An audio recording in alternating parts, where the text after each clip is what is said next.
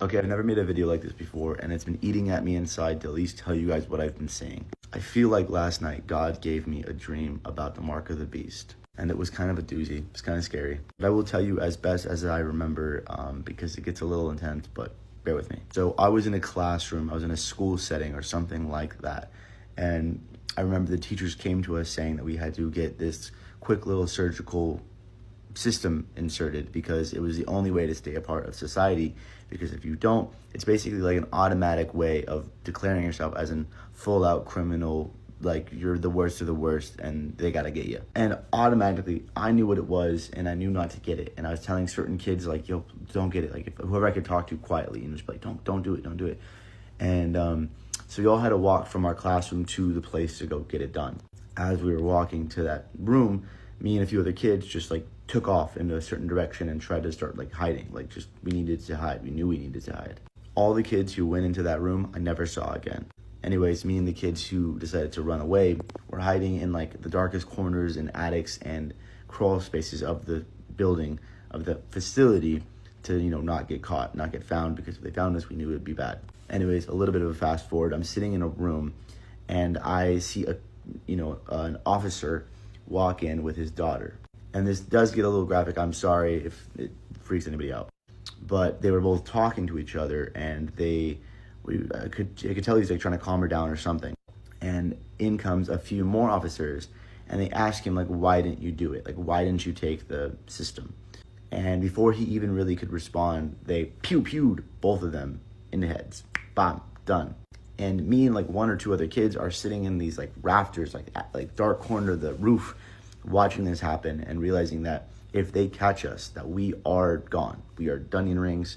There's nothing to do about it. And it started getting really intense from here because it's a life or death situation at this point. So for hours, we are sitting in these corners of the rooms trying to hide and pretend like we're not there, and, you know, sneak around. And, you know, whenever a new person walks in the room and starts to search our area, we had to just kind of keep going and hiding. Basically a big game of cat and mouse. Fast forward a few more hours, it's already nighttime. There's no one in the facility other than officers looking for me and the other kids. And we all knew that if they catch us, we're done. We knew we needed to escape the facility, but there was not much we could do to get there, especially while there's people walking around.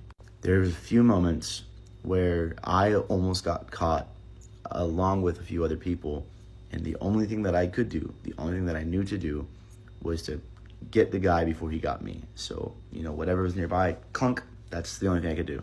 In which we kept running and hiding, trying to, you know, get away from these guys and just make sure we didn't get caught.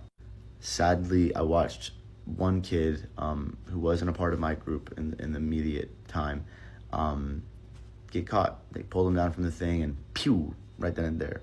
And we all saw it. Trying to maintain our composure, we eventually did find a way out. We did get out of the facility and we sprinted into the nearby forest. Fast forward again, I enter another like warehouse situation with a bunch of other people who didn't take the mark. And I remember that things were very, very on edge. There was almost no food, not a lot of weapons. We didn't really have anything.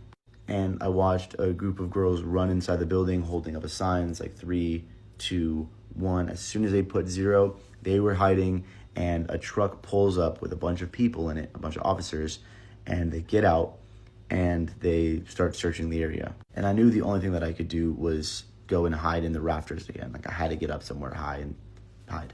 And it was so scary because I was trying really hard not to knock anything over. In the area that I was in, there's a bunch of tools and stuff in this warehouse, and one little nut or screw falling off where I was would tell them, hey, come get me. Like, it was pretty terrifying. And so anyways, I was up in the rafter. I got my way up there, and I watched these guys start to really search every single corner of this building.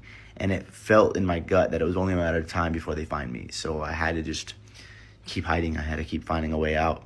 And then I woke up, and man, it felt really real. It felt extremely realistic. And there was some other details I won't go into because they were just a little bit more graphic, but it was real. It was there. I was there. And part of me just knows that when this mark actually comes, when the mark of the beast actually comes, this is how it's going to be. It's going to be at a point where if you take it, you're part of society, but you deny God. And if you don't take it, you will be